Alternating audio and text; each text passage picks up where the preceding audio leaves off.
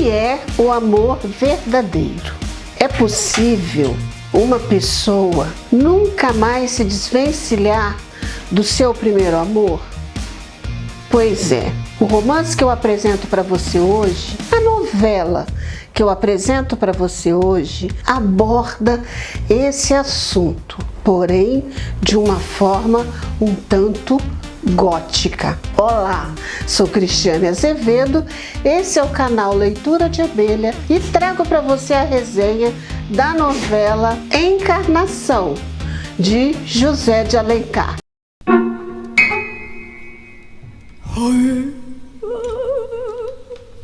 Sim, finalmente eu estou fazendo uma resenha desse escritor cearense José de Alencar, considerado o pai da literatura brasileira.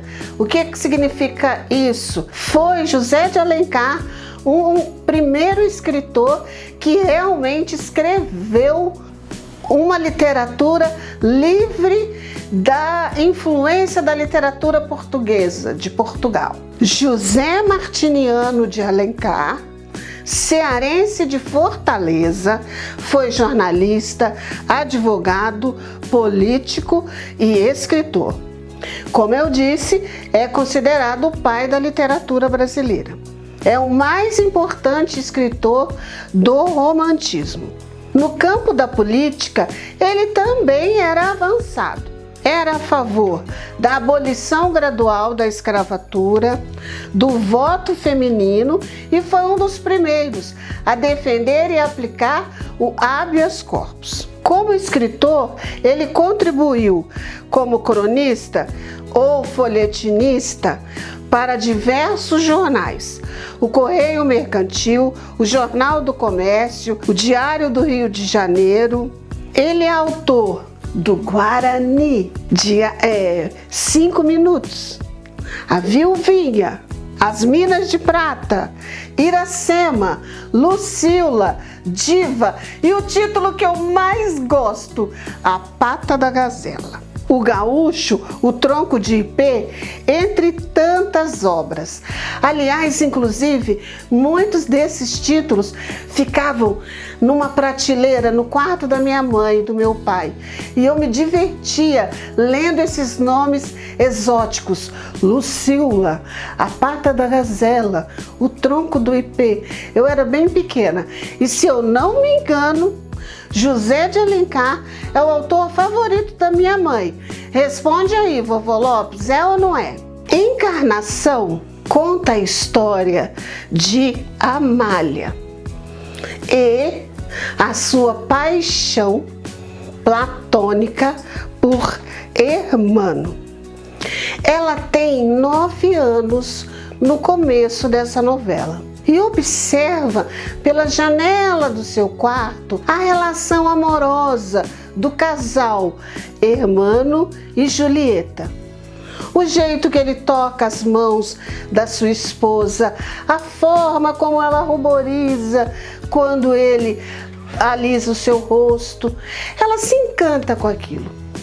Porém, a história de amor de Hermano e Julieta termina de uma forma trágica. Ela, grávida, morre durante o parto e perde a criança também. Hermano se torna um recluso, manda todas as pessoas que trabalham ali na sua chácara irem embora, fica apenas com um serviçal. Aquele ambiente que exalava felicidade agora fica soturno, triste, quase mórbido. Um dia, Hermano faz uma longa viagem e quando ele retorna, traz inúmeras caixas. Ninguém sabe o que tem dentro daquelas caixas. É um mistério. Amália vai crescendo e um dia, ainda observando pela janela, ela tem a impressão que vê o vulto de uma mulher naquele que seria o quarto de Julieta.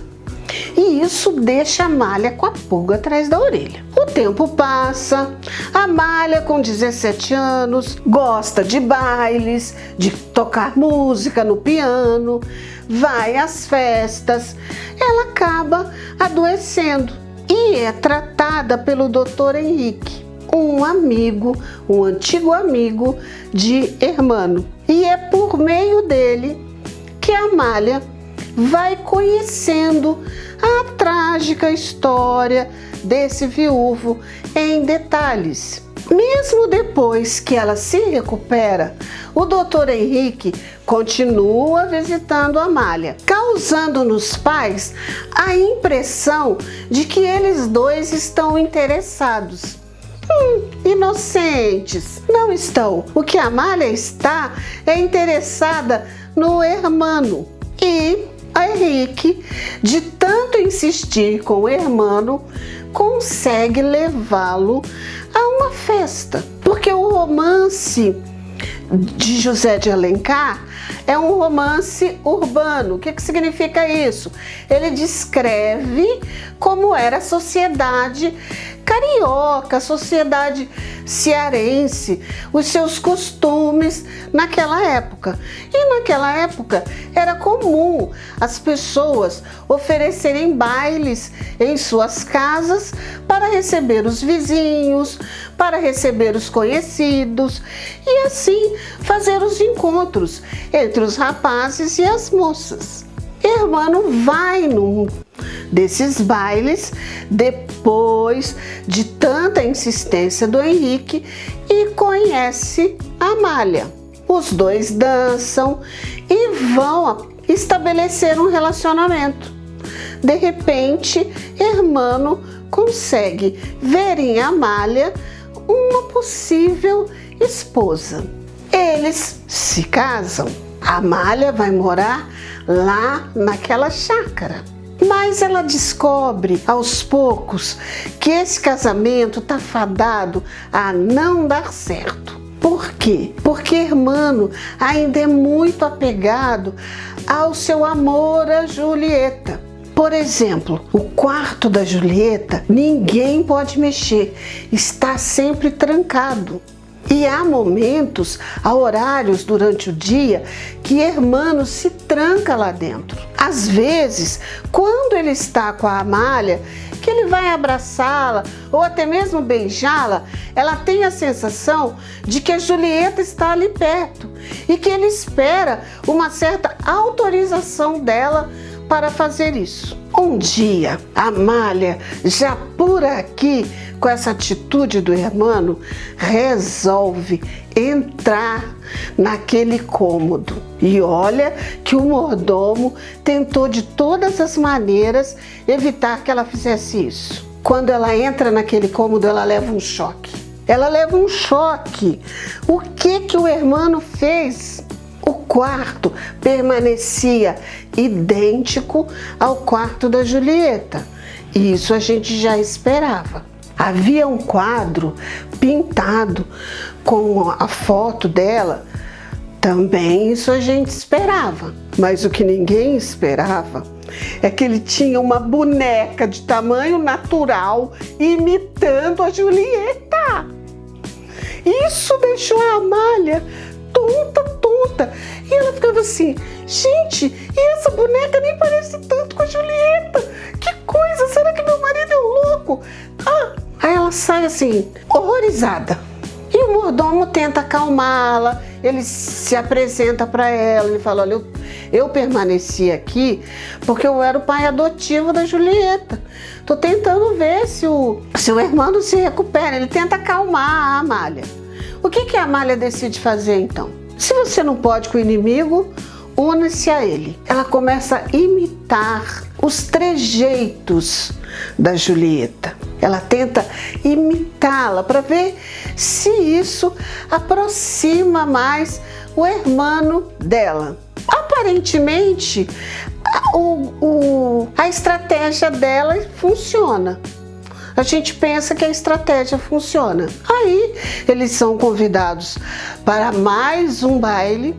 Os dois vão, ela está se divertindo, conversando com as pessoas.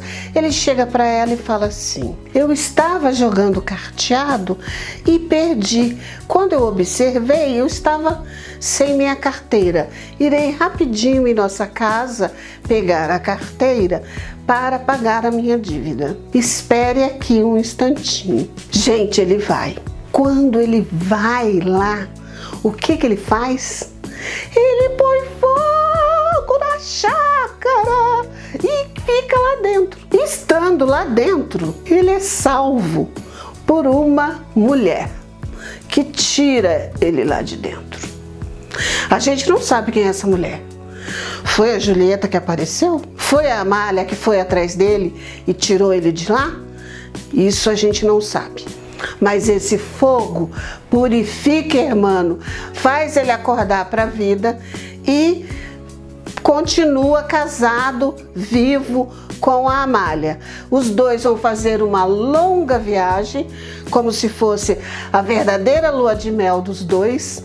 E, gente, eles voltam 5 anos depois. Quando eles voltam, eles têm uma filhinha. E com quem essa filhinha se parece? Julieta! Ela parece com a Julieta! José de Alencar me escreve um romance de fantasma.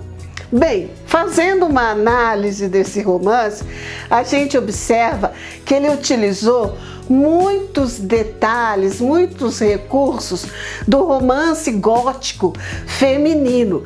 Por exemplo, o fato do quarto fechado com as coisas da Julieta não remete à história do Barba Azul? Ou aquele fogo queimando a chácara não faz a gente lembrar também daquele romance Jane Eyre? O Sr. Rochester, ele mantinha também uma pessoa trancada, que era ex-esposa, mas que tinha problemas mentais.